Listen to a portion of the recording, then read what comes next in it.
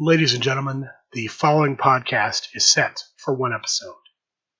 Your host from Columbus, Ohio, is Michael Kirk. Welcome to the Outlaw Mudcast. Hello and welcome to the Outlaw Mudcast, your digital audio dirt sheet for all things Super Show. If you can tell by this recording, my voice is not the best, but I'm going to try and power through this episode. Normally I have some water. I've got some hot tea sitting by instead because we need to talk about the Grand Gathering 3 that took place this weekend. That's the big story. I'm going to go through my notes, give you all of the results that I have. There's a lot going on during Grand Gathering weekend, and because of that, these notes are not as complete as they normally would be. First, when you're there in person, there are a lot of people there, not only watching matches, but in the background having conversations, playing matches. It's very hard to hear what's going on. You could be 8 feet away watching a match, and you can't hear anything the two people having the match are saying to each other, because it's just that loud. In addition, a lot of things are going on simultaneously. To give you an example, Sunday night, we had a tournament finals and 3 championship matches going on at one point. This is in addition to people playing last-minute matches for territory battles and other things like that. So if I'm incomplete in any of my notes, I'm sorry. Most of these matches were streamed live on the Twitch channel, twitch.tv/SRGuniverse. They'll be on the channel for now, and then eventually they will be moved to the YouTube page, youtube.com/SRGuniverse. So if you want to see any of these matches, one of the matches that happened to the Veterans Championship match, I saw a post on the Facebook group that the creator of the Veterans Championship wanted to see that match. He missed it live, but it is on Twitch somewhere. So those are out there for right now if you want to see and learn more about what happened. I don't have total attendance numbers, but I know it was over 100 people, well over 100 people at this event. We had people from all over the country, from New England to California to Florida. I know we had at least one Canadian player. So we just had people from all over. It's always great to meet and talk to people that you only get to talk to online. Having never been to the Huntsville events, I finally got to meet some people from the TBA. I got to play against the Mott Boys for the first time in a tag event. I sat down across from the Phil Birch in the hardcore. I got to meet a lot of the members of Dirty Jurors, people I just would never have a chance to normally because I don't get to go out to New Jersey or New England or New York or Florida. I'm pretty much in this area. Pretty much I've been to Pittsburgh events, Michigan events, Cleveland events, Gen Con, Origins. I've been to Louisville, but that's pretty much the area I get to be in. So it's great that because that's in this area, because I was able to go to the Westlake location. That's where the Doubletree was. That's where Grand Gathering 3 was. I got to see all these people I normally would just never get to see because I'm never in their area. That's the great thing about Grand Gathering 3 and Grand Gatherings in general, that all these Super Show players get to come together and interact in person. You wish everyone could be there. There were some big names that couldn't be. Bob Dunn, because he's still recovering. Lucky Cat Nico, even the Dark Prince. A lot of these big names weren't there, but a lot of them were, and so it was great to see them all come together and just have a great time playing Super Show and getting to know or getting reacquainted with each other over the course of the weekend. I will also say, and I wasn't expecting this, I got thrown very early on into a couple of interview segments that Steve asked me to do for the SRG Facebook group. Wasn't expecting that. I hope I did a good job. I hope I didn't disappoint the fans of the Mudcast doing that. I enjoyed doing those, and we'll see if I get to do more of those in the future.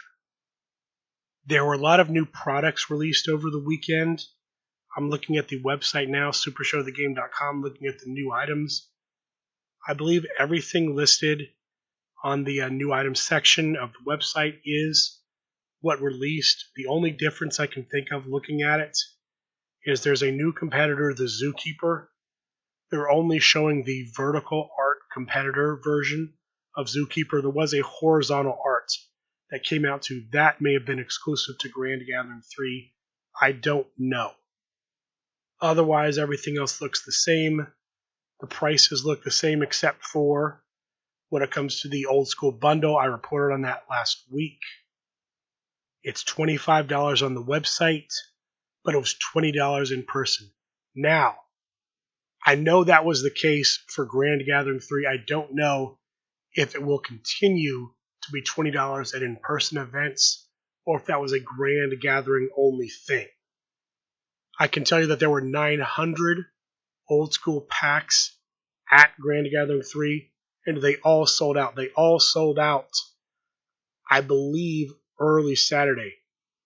To put it in perspective, the Dosmo Deck Challenge that required you to buy an old school pack ended up being sold, and they took signups Friday instead of Saturday, the day the event was held, because they were in danger of selling out of old school packs before that event could happen. That's how quickly those packs sold out, because there are a lot of good cards in there. They've previewed all of that on past Talk of the Universe episodes on Twitch. Check that out if you want to see what those cards are. I believe it was a week ago Wednesday at the time I'm recording this. That would be the 9th. That would be the 9th of March. That episode would be the episode where Griff came on and showed all the cards off. So that would be the one I would recommend checking out, where Griff Briggs, the COO of SRG Universe, showed all the possible cards that would be in the old school packs. I did ask him a few questions to clarify. The old school packs will be continuously in print between now and the next wave of old school packs. So this is currently wave 1. Wave 2 right now is scheduled to come out at Gen Con. So from now through Origins, the wave 1 packs will be available, and they will keep printing them until the wave 2 comes out. And I would assume once wave 2 comes out, they'll keep selling wave 1 until they sell out of wave 1, and then that's it. Wave 1 is done. There will be no more wave 1 cards. Wave 2, as I reported previously, will include the brand new Wave 1 1 through 27s. It'll be half those and half brand new Wave 2. But the competitors will be completely out of print. You won't be able to get the new 6 Redux. You won't be able to get the brand new 6 competitors. That is going to do it for product talk, though. Let's go through the events and featured matches as best I can from Grand Gathering 3. We'll start Thursday night. Thursday night was the pre-show for Grand Gathering 3. They talked about maybe being able to get into the space, into the conference room, ballroom, I don't know what they call it. Whatever the case, SRG Universe was able to get access to the space they booked at the Doubletree Hotel. Friday through Sunday for Grand Gathering 3, they were able to get access Thursday night. So products went on sale, and we had events and featured matches. The opening match of Grand Gathering 3, the pre-show Thursday night match, was for the Mid-West Coast Championship. The challenger, the foreman representing the universe, playing as Kenny Omega, took on the current champion, Chili Willy, aka the Grump, Danny Thunder, playing as the Grump.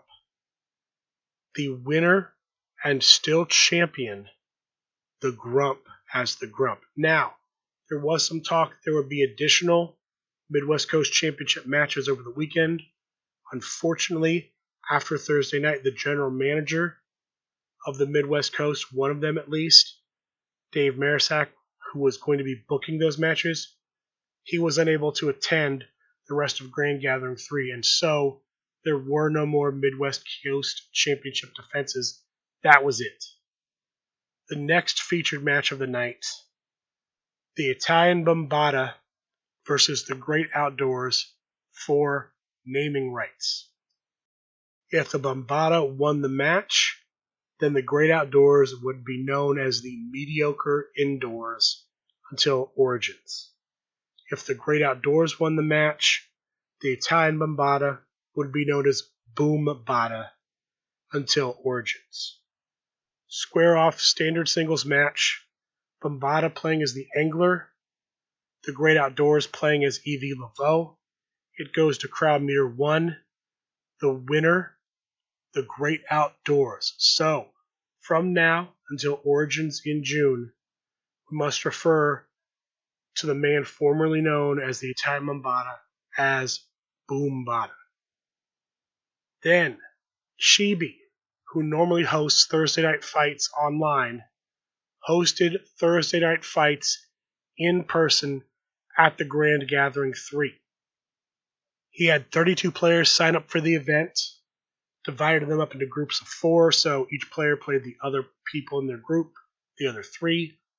The best record out of the group went on to the top cut. Wasn't 2 players like normally, just 1. So in the top 8, we have New York Rules. And I've been getting New York Rules wrong. I, for some reason, thought there were no countouts. There are countouts in New York Rules. I confirmed that with Boom Bada himself. I confirmed that with John P. So I'm sorry. I've been reporting that wrong. I just misremembered it. That's my fault. You can blame me. outlawmudcast@gmail.com for the scornful emails. Top 8's New York Rules, so no DQ. Crowd meter starts at 1. Top 4, tables match. And the finals match was a cage match. The competitors in the top 4 were: first tables match, the corrugated cardboard villain playing as Will Ospreay versus Jason Fosone playing as Kenta. The corrugated cardboard villain takes that one. The other match was Chris Pate playing as Sammy the Draw Callahan versus Alec Ventresca playing as brand new competitor Quadruple H.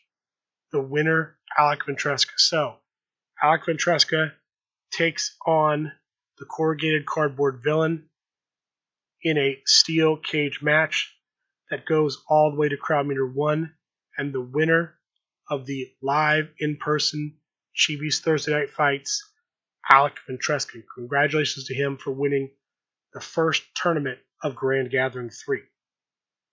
This brings us to Friday, the opening match. And let me say this here. For the most part, this is going to be in chronological order, and there's going to be some jumps, because while tournaments are going on, they're playing featured matches. And I know there's at least one match, possibly more, where I didn't find out the result of the match until after the match happened. I just completely missed that it was going on. Because while there were featured matches that took place at the streaming table where they actually had entrances for those matches, there were others that didn't. And just with events going on and territory battles, I'll talk about territory battles. Actually, now's a good time to talk about territory battles and the Play Pure Championship. I'll start with territory battles. When you signed up, when you got to Grand Gathering 3, you checked in, they gave you your promos, they gave you a sheet for the territory battles. You would essentially put your name on the top of the sheet, you'd put what territory you were playing for. And for me, it'd be Michael Kirk and Midwest Coast. You had to play people that were not in your territory. So I would have to play, using myself as an example, either Tri-State or Deep South players. You could play them in any match. You could go play a pickup match against them. You could play a match in a tournament. So if you were in the Tornado Tag Tournament and you sat down against someone again in a different territory as you, and you said, hey, I want to make this a territory battle match. Are you okay with that? If they said yes, that match now also becomes a territory battle match. You write down what competitor you're using.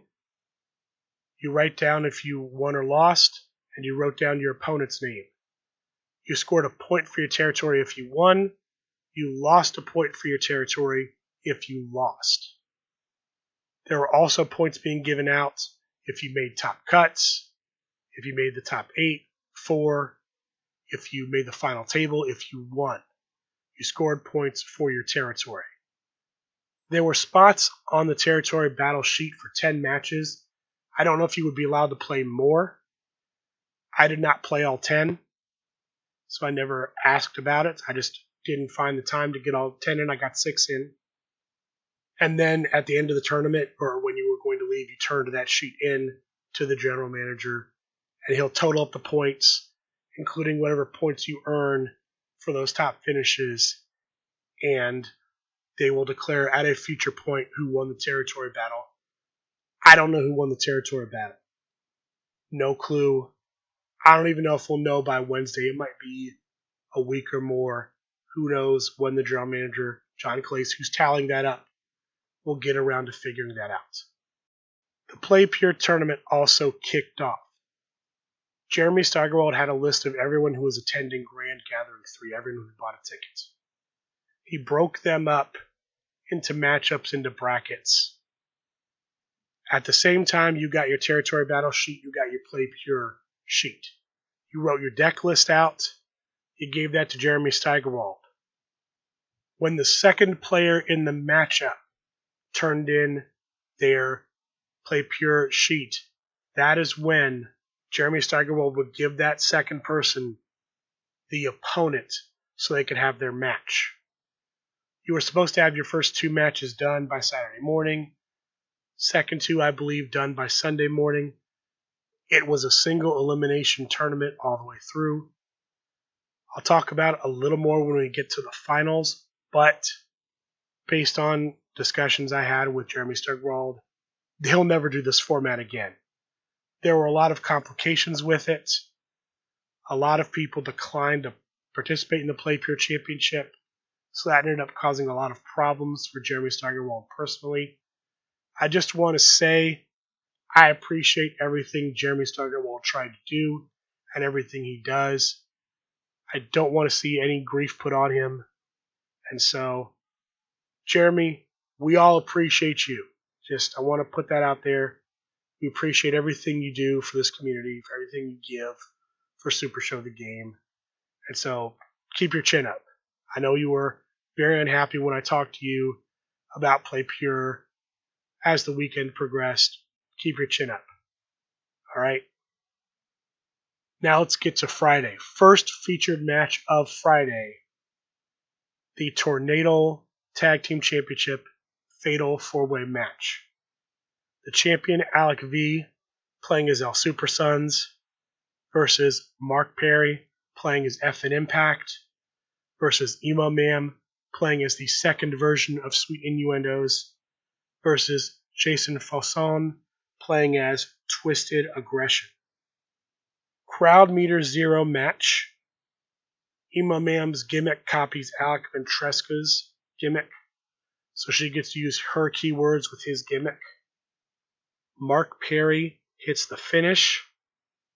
Nobody elects to basically bury their hand to stop the finish, even though I believe one player could have. I believe only one of the 2 players decides to make save rolls. It's a low finish roll, but then the breakout rolls are even lower, and so the winner and new champion, Mark Perry with F and Impact. Mark Perry becomes the LFF Tornado Tag Team Champion. Congratulations to Mark Perry for your victory. Next featured match. What I thought was going to be the first featured match ended up being the second on Friday. The LFF Trios Championship. The challenger, Chugonomics with Warlords of the Sea. The champion, Bobby Ohio with Firing Squad. Another crowd meter 0 match. The winner, new champion, Chugonomics. Congratulations to Chugonomics for taking it with your own creation, Warlords of the Sea. Next up, the LFF Tri-State Championship match. The challenger, new member of the Tri-State, the big guy playing as himself. The champion, John Pulverino, playing as the new version of Alien Invader. They square off. New York rules match as always. The winner here, still champion John Pulverino. Congratulations to him. Next up, the first of 3 potential Deep Six championship matches. Yasmin, the champion, going in. She's going to get a match Friday. This is the first one. If she wins, she'll get a championship match on Saturday. If she wins, she'll have to defend on Sunday. So potentially 3 championship matches for Yasmin. Her first opponent, representing TVA out of Alabama, Drew Madsen, playing as Master Osmodeus, the Keeper of Prisoners. She is, of course, champion with Amazing Red. Main event match goes all the way to crowd meter 4. The winner, still champion Yasmin. She will have to defend on Saturday. This brings us to the first tournament of Friday, the Trios Tournament. Double elimination tournament. 67 players in 4-player pods. So, people were divided up into groups of 4. The first match for the group was set. I'll use my group as an example. Chris Pate, Chugonomics, Corrugated Cardboard Villain, and myself. I was matched up with Corrugated Cardboard Villain. Chris Pate was matched up with Chugonomics. At the end of those matches, the winners face the winners, the losers face the losers. At the end of those matches, you would have one person who's undefeated. They moved on to the top cut. You'd have 2 people with a 1-1 record. They face off. The winner also moves on to the top cut. The first match in the top cut, and I believe it was a top 34, the match started at crowd meter 3 using the Trios crowd meter. Next round of the top cut, matches started at crowd meter 1. Next match, same thing. And it kept going like that. Buys were necessary until we got to the finals. Now, and this happened quite a bit during Grand Gathering 3, the tournament does not complete in the initial time window. It's put on pause. We now have these 6-stop tournament starts. Eventually, we will go back to the Trios tournament and finish it out. 6-stop tournament has 89 players. Double elimination all the way through. The winner of the winner's bracket ends up being John Pulverino, playing as Mark Effin Perry. And then we have to wait to find out who is going to come out of the loser's bracket. So that tournament gets stalled out for a while. That brings us to the Cookies Fortune Tournament. 120 players in the Cookies Fortune Tournament. 6-player pods. Each player plays the other 5 in their player. That's how it's divided up. 120. So 20 groups of 6. Again, each person plays the other in their group, so you play 5 matches. Best 2 records per group after diversity move on to the top cut. Diversity is this. If multiple players are playing the same competitor and they would move on, the best record moves on and the rest do not. If the 2 best records are tied, they play off. Winner moves on, losers out of the tournament. Ends up being a top 32 after all the pods are done, after all the play-in matches. First round, steel cage matches. Second round, top 16, all tables matches. In the first 2 rounds, if you'd gone undefeated through your pods and then through the 32 and then through the 16, you had earned a general manager's favor, which you could use to change it from a stipulation match to a standard singles match. While this was going on, the LFF Triad Championship match happens. The champion, the Cannoli, playing as himself, takes on challengers Brian Waitford Schmidt, playing as himself, and Eddie Fury, playing as a version of himself, the Jerk of Cirque competitor. Relatively short match. I think it was only about 10 turns. goes to crowd meter 0. The winner, who won about 6 of those turns, still champion, the Cannoli. Congratulations to Cannoli for his victory. Back to the Cookies Fortune tournament. We have the top 8. Top 8 matches are all steel chain matches. While the Cookies Fortune is going on, the Trios tournament starts to wrap up. We end up with a top 5 in the Trios tournament. We have John Polverino take on the big guy. We have Simple Chuck take on Zach Ashley. And the Cheetah gets a bye into the finals. The finals ends up being a triad trios match. The Cheetah playing as MWO versus John Polverino playing as Band of Brothers versus Simple Chuck playing as the higher class. The match goes to crowd meter 2. The winner of the trios tournament, the Cheetah with MWO. Congratulations to the Cheetah for his victory. Now we go back to the Cookies Fortune tournament. Top 4. Top 4 in the tournament are Simon Davner, the prize fighter, playing as Gia de los Muertos, versus Yasmin, playing as her own creation, the Runtime Terror. Yasmin had the opportunity to call out her opponent. She chose to call out Simon Davner. That's why they had the match. It worked for her because she won. She went on to the finals. Other semifinal match in Cookies Fortune, Kirk Polka, playing as his newest creation, Penelope, Queen of Cupcakes, takes on the Grump, playing as Funtime Bob. The Grump wins, so the Grump versus Yasmin in the finals of the Cookies Fortune tournament. This was a main event stipulation match that went all the way to crowd meter 5. The winner and new holder of the Cookies Fortune, the Grump Danny Thunder. Congratulations to the Grump for obtaining such a huge prize. This does it for the events on Friday. Now we move into Saturday. Saturday we start off first featured match, the LFF Tri-State Tag Team Championship match. I'm not sure if I have the name of this tag team right. I've heard it a couple different ways, Cold Candy or Cold Candy Crush. But it's the tag team of Candyman Dan playing as Fortress and Le Penguin playing as the Witch's Apprentice. They are your champions. They take on your PAX Unplugged tag team tournament winners, Howling at the Golden Moon, Johnny Eldorado playing as Prima Lotta, and Lobo Suicida playing as Johnny Eldorado. I don't have a lot of information about what was going on in this match. I was actually doing the last filming segment that I did that weekend with the SRG boss. And while we were doing this, A, Candyman Dan and the Penguin won, they successfully defended. And B, afterwards, the Penguin asked his current girlfriend, the Empress, to marry him. She agreed. They are now engaged. Congratulations to them. Just another memorable thing in the chaos of Grand Gathering 3. Again, very happy for them. Next up, the tag team tournament starts. Double elimination tournament.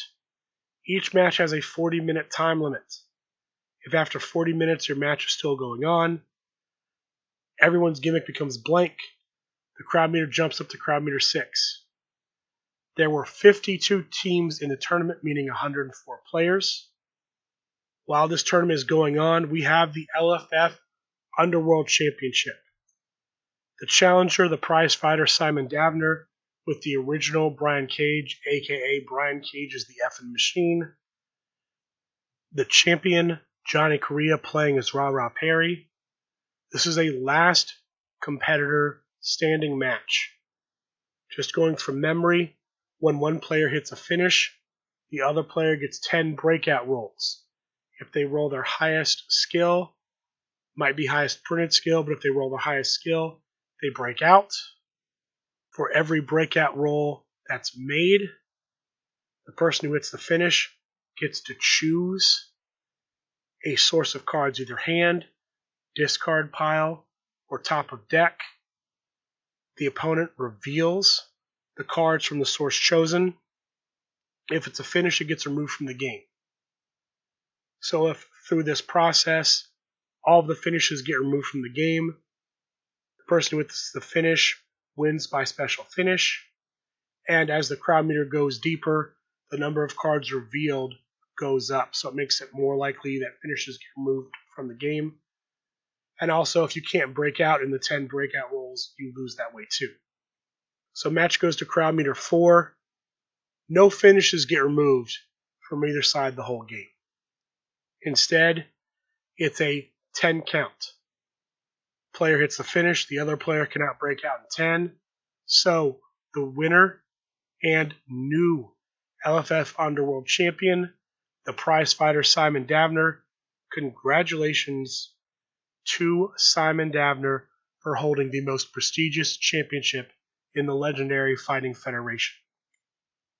The hardcore tournament also kicks off around this time. As teams are getting eliminated, Mark Perry, the general manager of the hardcore division, he's running this tournament. He starts taking signups, pods of 6. You're either going to be playing tables, ladders, and chains, or you're going to be playing sticks, stairs, and chairs. So, if you're in a TLC pod, he pairs you up in singles matches. One will use the table stipulation, one will use the ladders, one will use the steel chain. The winners of those go into a triad match using the TLC stipulation. If you're in the sticks, stairs, and chairs pod, again, he matches the 6 players up in 3 singles matches. One will use the kendo stick stipulation, one the ring step stipulation, one the steel chair stipulation. The winners of those will square off in a triad match using the sticks, stairs, and chairs stipulation. The winners of the triad matches go to the top cut of the hardcore tournaments. While that's going on, we'll go back to the tag team tournament. It ends up with a top 12. I'm a little unclear here. I think there's a bye for 4 teams, and then the other 8 play off. The 4 teams that made the top 12, but not the top 8, are Dancing Fools, the team of Jokerfish and King Carcosa. Biggest Body System, Bobby Ohio and the Big Guy. The Duodecimal System, the Grim Librarian and the Cannoli, and the Retired Assassins, the Harm City Hitman Andrew Mecki and Alec Ventresca. Here are your top 8 teams. I'm going to give them in matchup order, and then the winners. The first 2 teams in the top 8 were the team of Gay Pride. Pride playing as himself, Corrugated Cardboard Villain playing as Ricky Riot. They took on the Transatlantic Express. Hold the Line Harry playing as Big Shot, Practicite playing as Zonda. The winners there, the Transatlantic Express. Next up, the Dangerous Alliance. Chris Pate playing as Ricky Riot, Sean Loeb playing as Robert the Brain Dunn. They take on Carnage Brothers. Split playing as Johnny Correa and Eddie Fury playing as Jay White. The winner there, the Carnage Brothers. Next matchup, Loud and Grumpy. The team of Loudmouth Leo Larynx playing as New Jack and the Grump Danny Thunder playing as the second version of General Manager John Clace. They're taking on C Infinity. The team of Colin Simon, Colin the Chrononaut playing as the original Colt Cabana, and Doug, just Doug, playing as Robert the Brain Dunn. C Infinity wins that match. And the final match of the top 8, Flightless Phenoms, by Penguin playing as Cactus Sack, the original Cactus Sack, and Jason Fosson playing as the player of the era. They take on Young, Smart, and Rich. The Screaming Dancy as himself, and Wrench Monkey as himself. The winners there, the Flightless Phenoms. Top 4 is C Infinity versus the Carnage Brothers. C Infinity goes over. And then Transatlantic Express versus Flightless Phenoms. Transatlantic Express goes over. So, C Infinity, brand new tag team versus Transatlantic Express veteran tag team in the finals. While this is going on, the Deep South Championship is defended. I don't know if there's a stipulation. I don't believe there was. The champion, Prince Butters, with Unicorn Princess, takes on challenger Kirk Polka, playing as Penelope, Queen of Cupcakes. The winner at Crowd Meter 4, still champion, Prince Butters. Congratulations to him. Next up, we have the 6-stop finals. We knew John Pulverino, Press 1P, was the winner of the winner's bracket, playing as Mark F. Perry. The other person to come out of the loser's bracket, Yasmin, the current 6-stop champion, she's using Pretty Boy Snow. Because it is a double elimination tournament, Yasmin must win twice to win the tournament. I don't have a bunch of details here. I know that Yasmin wins the first fall. So, they go to the second fall. Whoever wins the whole tournament. The winner of the second fall, John Pulverino. So, John Pulverino will end up, assuming Yasmin wins her second defense Saturday, he will take her on Sunday for the Deep 6 Championship. Back to the tag team finals. C Infinity versus the Transatlantic Express. This match goes to Crowd Meter 2. The winners, C Infinity, brand new tag team, wins the tag team tournament. Now, I hadn't mentioned this before, but every one of these tournaments, except for the Cookies Fortune tournament, the winners get a shot at that championship. So, Trios tournament winner gets a shot at the Trios belt. 6-stop winner gets a shot at the 6-stop belt. Hardcore winner will get a hardcore belt shot. Tag winners will get a tag belt shot, so on and so forth. So every time they win, they're not just winning the tournament, they're winning a shot at that championship. So congratulations to them. The hardcore finals. Now, originally it was scheduled that on Saturday would be all the pods for the hardcore, and then on Sunday would be the final hardcore. But they just had it all on Saturday. So, top 6. There end up only being, 36 players in the hardcore. And so they have 6 winners. Those 6 winners are put in a TLC pod. Meaning 2 of them faced off in a tables match, 2 in a ladder match, 2 in a steel chain match. I don't know who those matchups were. I can tell you that the winners were Max Carnage, a.k.a. the Empress, playing as El Super Hombre, Candyman Dan playing as Sabu, and the Frequent Flyer playing as Flip Gordon. I believe the new version, the Mercenary Flip Gordon. So they face off in a triad match, but it's only a no DQ triad match. From what I understand, it was not a TLC match, not a tables, ladders, chains match. The winner pinning Candyman Dan, their Frequent Flyer, so he will get a shot at the LFF Hardcore Championship at some point in the future. Congratulations to him for that victory. This brings us to the second 6-stop championship match of the weekend. Now, I don't know when this actually happened. I didn't witness it. I found out about it after the fact. But because he'd gone 8-2 in tournament play earlier, and I should go ahead and talk about this now. I hadn't been talking about this.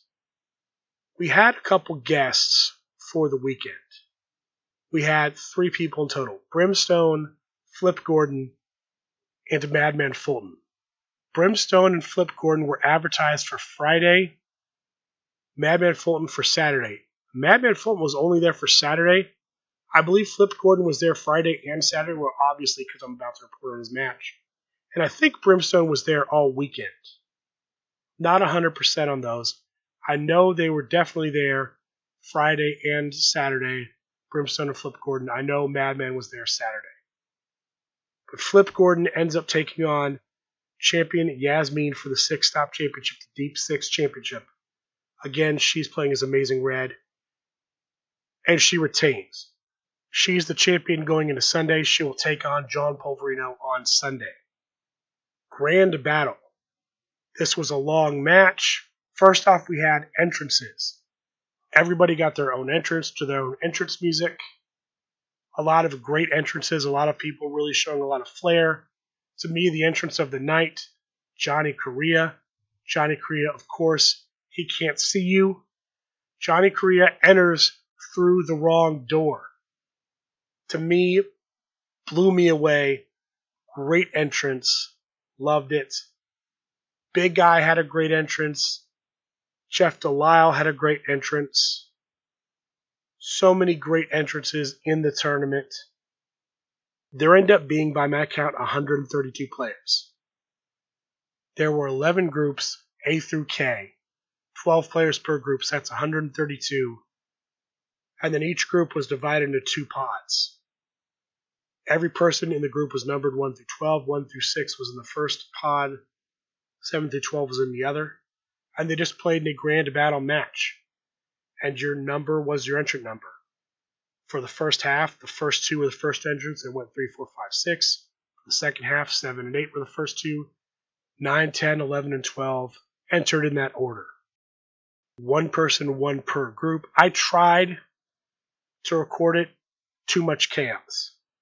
I know players like The Grump, Boom Bada, Practicite, Kirk Polka, Chris Pate, The Meeple, Craig Brett, King Greatness, Screaming Danchi. Players like that made it. I'll give you the top 4. I know Candyman Dan made it. But I can't give you all of them. It ends up being 22 winners out of the first grand battle set. So we have 2 groups of 6, 2 groups of 5 in grand battle matches, which will give us a top 4 that square off in a final grand battle match.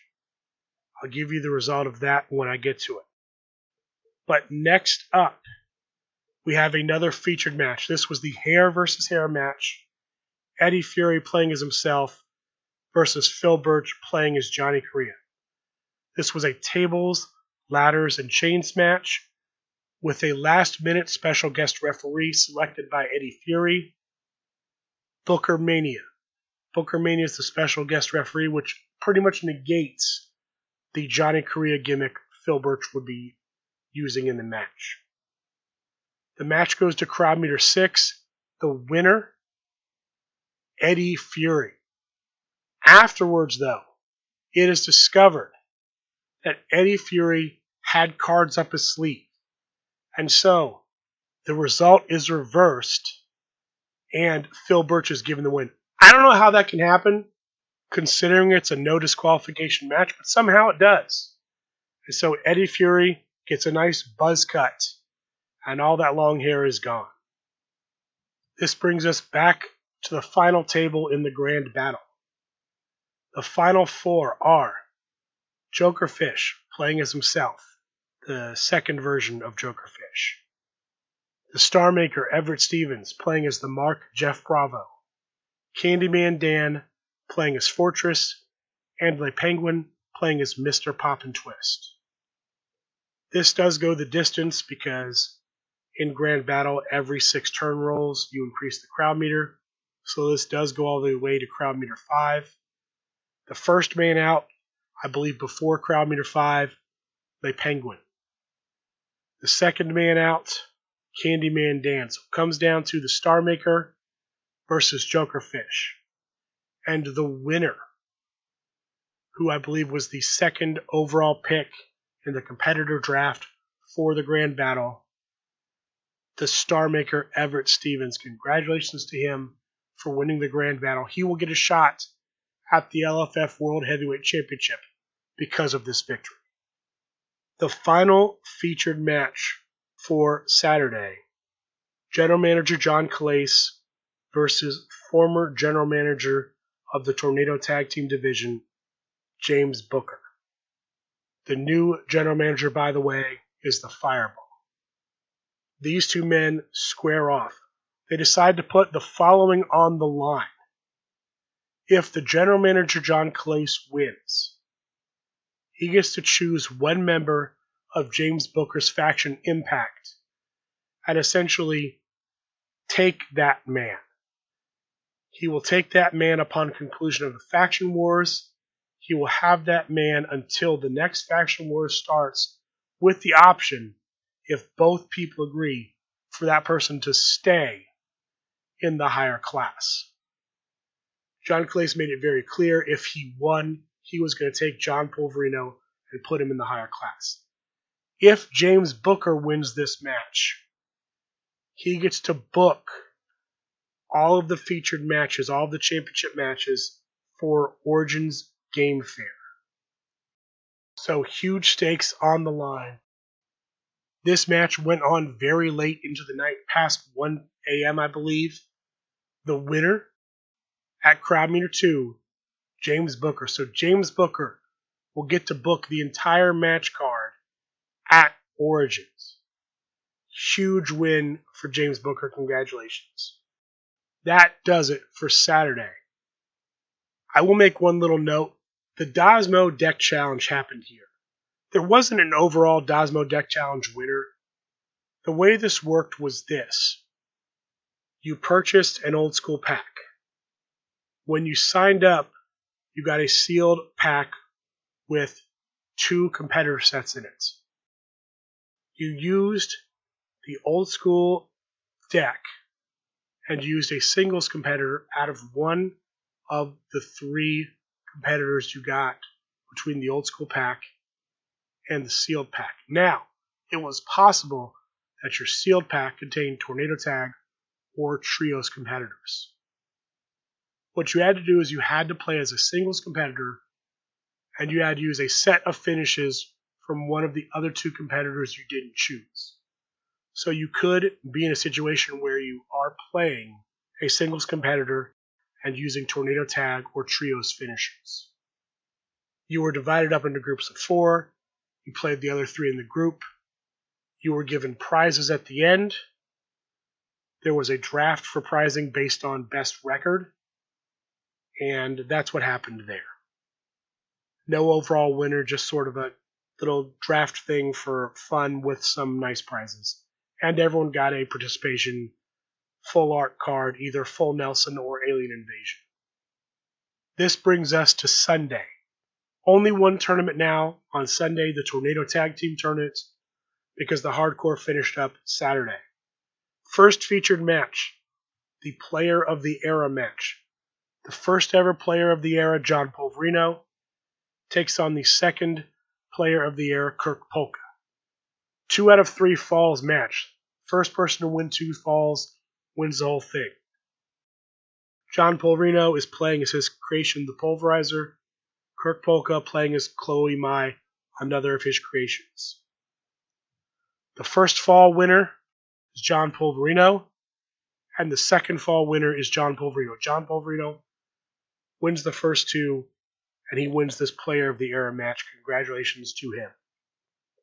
This brings us to the Tornado Tag Team Tournament. 58 players, bullet rounds, double elimination. Bullet rounds means that when you finish your match and you report your results to, in this case, the general manager, John Clace, he was running it, he will pair you up almost immediately with somebody else who was waiting for a match. The first match pairings were set by him, and then as you won or lost, you went up, told him your results, he put you in a match. They end up having a top cut of 22 players when it's all said and done, and then it's just single elimination to the finals.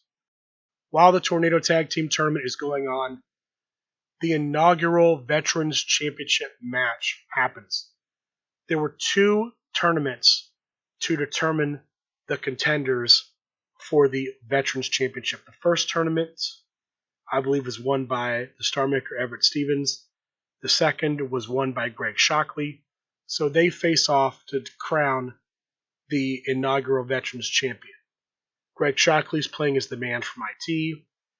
The Star Maker Everett Stevens is playing as the Phoenix EV Fresh.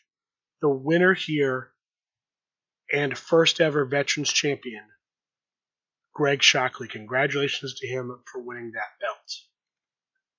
Next up, and we have a series of LFF Championship matches and featured matches next. First, we have the LFF Hardcore Championship.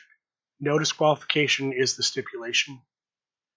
The challenger, Sherry Von Danish, playing as Danhausen. The champion, Harvey Luster, playing as Scott Prime. Match goes to crowd meter 2. The winner, still champion, Harvey Luster. Then we have one of the big five, the LFF Tag Team Championship. The challengers, Loud and Grumpy. Loudmouth Leo Larynx playing as Drunken Master who flips to the Zen Master. And Chili Willy, aka the Grump Danny Thunder, playing as Amazing Red. The champions, Dangerous Alliance. Chris Pate playing as Big Bad Bobby D. Sean Lowe playing as Combat Chris. I don't have a crowd meter on this. I don't have a stipulation. I don't believe there was one. The winner here, still champion, Dangerous Alliance. Congratulations to them for their victory. Next up, the LFF Tri-State Championship, Singles Championship is on the line. The challenger, the hidden threat, Matt Haas, playing as Sabu. The champion, John Press 1P, playing as the new version of the Alien Invader. They square off New York rules as always. Crowd meter 2, the winner, still champion, John Press 1P. We have another defense of the Deep South Championship. Zach Ashley, the challenger with the Phoenix EV Fresh, takes on champion Prince Butters, playing as the Unicorn Princess. The winner, no crowd meter. I don't have that. No stipulation. I don't have it if there was a stipulation or not, but the winner, still champion, Prince Butters. We have a Midwest Coast Tag Team Championship defense. I didn't know this was going on. I completely missed it. So I don't know when this actually happened. I believe it was Sunday. The challengers, Mark Perry and Colin Simon, no idea who they played as, took on the champions, James Booker and Neil Nealon. The match went to crowd meter 5. The winners, still champions, James Booker and Neil Nealon. Congratulations to them for that win. This brings us to the LFF World Heavyweight Championship match. The challenger, Matt Nealon with the Trash Man. The champion, Big Match Pete with the first version of Colt Cabana. And in a surprise, cashing in a Master of Ceremonies card, the Grump Danny Thunder playing as the Ultimate Grump. It becomes a triad match. The match goes to crowd meter 2. Matt Nealon hits a finish. Big Match Pete attempts to break out. The Grump does not assist his fellow faction mate in the higher class until the final breakout roll. But by then it is too late. Big Match Pete does not break out. The winner, I believe, with only a 7, Matt Nealon. Matt Nealon is the new Legendary Fighting Federation World Heavyweight Champion. Congratulations to Matt Nealon.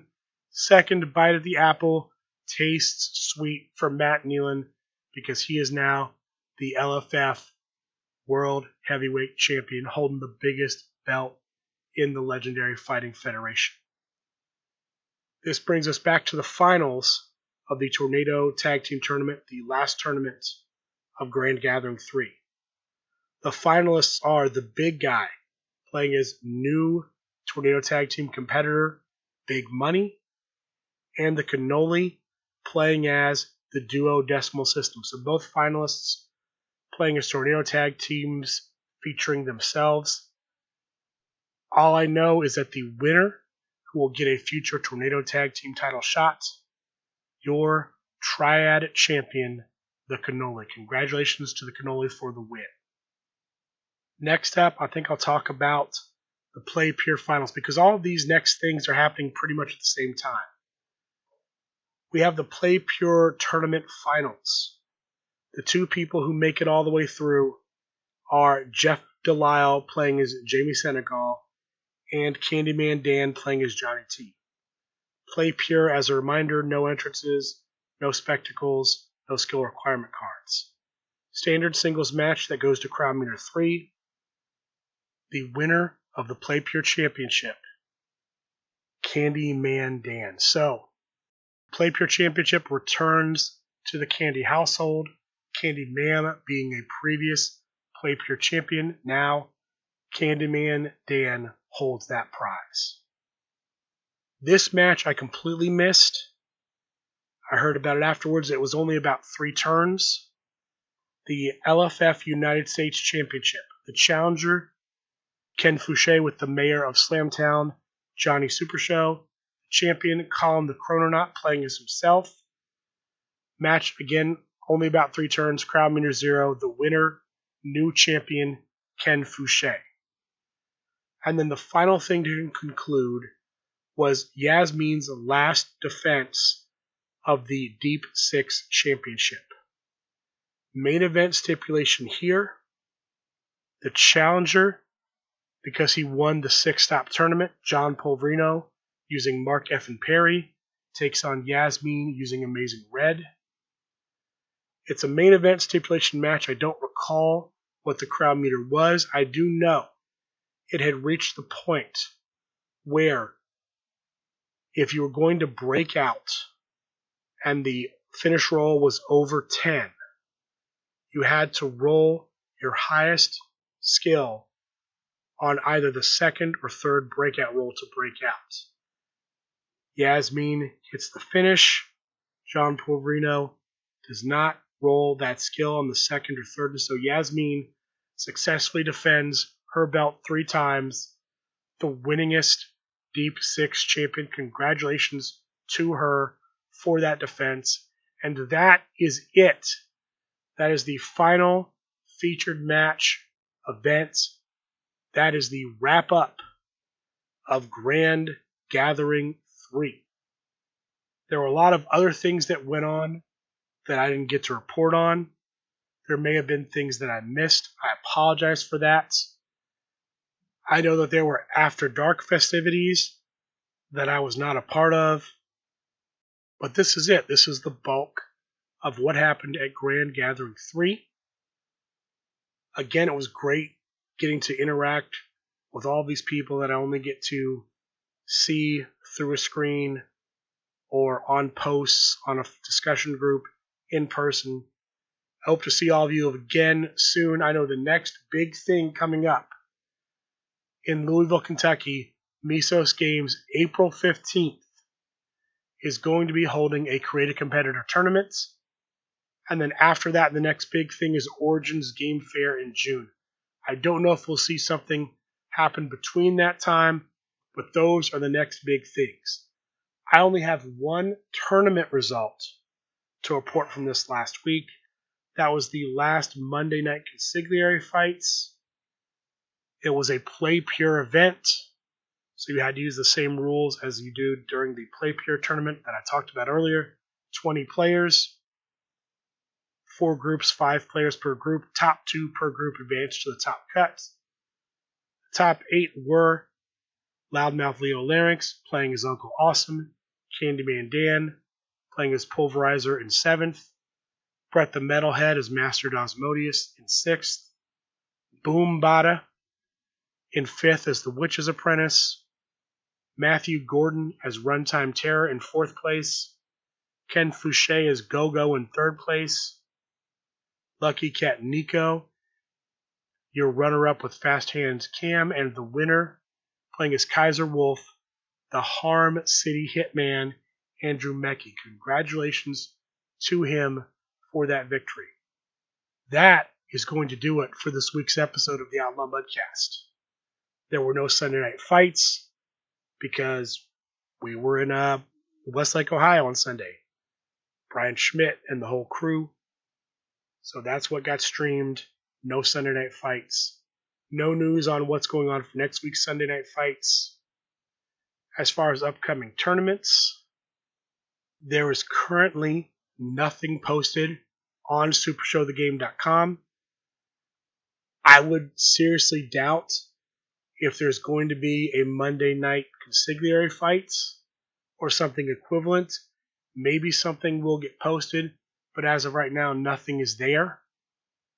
Dojo, I would likely see Dojo happen Tuesday. Again, no announcement. And then will there be a Thursday night event? Probably, but again, no announcement, no news. But if you want to participate in any of that, look for that on the SRG Super Show discussion group on Facebook, or check out supershowthegame.com, the online events section under the shop section. Also, I did float the idea of doing a rule show with Steve Resk. He's open to it. Nothing more, no more details than that. While I was editing the podcast, there were a couple of things I wanted to mention. First, obvious by now, there were no Monday Night Consigliere fights. That makes sense with all the travel and I'm sure setup and all the things revolving around that. It doesn't make sense to have Monday Night fights. It didn't happen.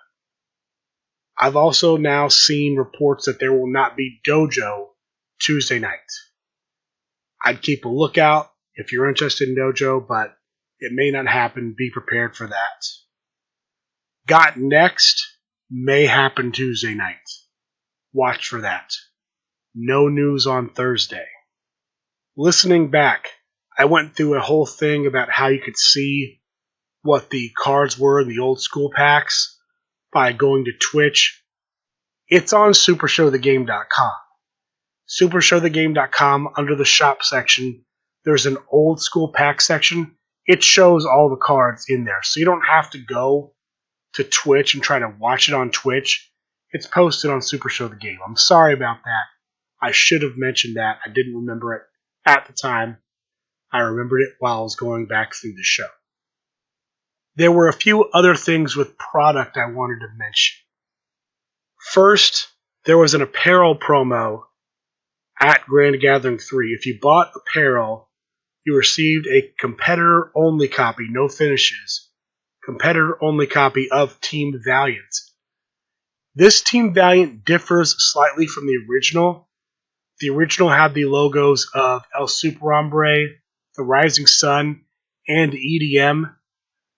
While those three competitors are featured on the art, this actually has the logos for El Super Hombre, the Rising Sun, and Masked Llama. Also, in mystery boxes, debuting at Grand Gathering 3 and going forward, there's a new set of blank competitor cards. Previously, we had El Super Hombre, Snake Pit, the Rising Sun, Big Shot, Sage, and Polly the Pigeon Bacone. These were competitor sets that were blank. The idea is you could have art commissioned to be drawn on them. I don't know who is going to be in this new wave. I have seen Ikuzo Sage. I have seen Alien Invader, the new Alien Invader, on these cards. I have seen blank competitor cards for them with the 2020 gimmick on them. So the Alien Invader says 3 times per match now. The Ikuzo Sage one says 3 times per match. I don't know how many are in the wave total, but they are in mystery boxes, and those mystery boxes are in circulation. I don't know if they've hit the website yet, but they were available for sale at Grand Gathering 3. And then finally, I got to listen to part of one of the broadcasts I did, the last one I did, the one featuring Penguin and Empress. I apologize for the audio quality. I guess I just wasn't projecting enough. I was not loud enough to really be heard. So I'm sorry for that. That also should help give you an idea of how loud it was at Grand Gathering 3, that it was hard to hear me. I wish the audio quality would have been better, and I hope that doesn't ruin my chances of being able to do things like that again, because I really enjoyed it. We'll have to see, though. With that being said, that's going to do it for this week's episode of the Outlaw Mudcast. I would like to thank all of you for listening, and good day.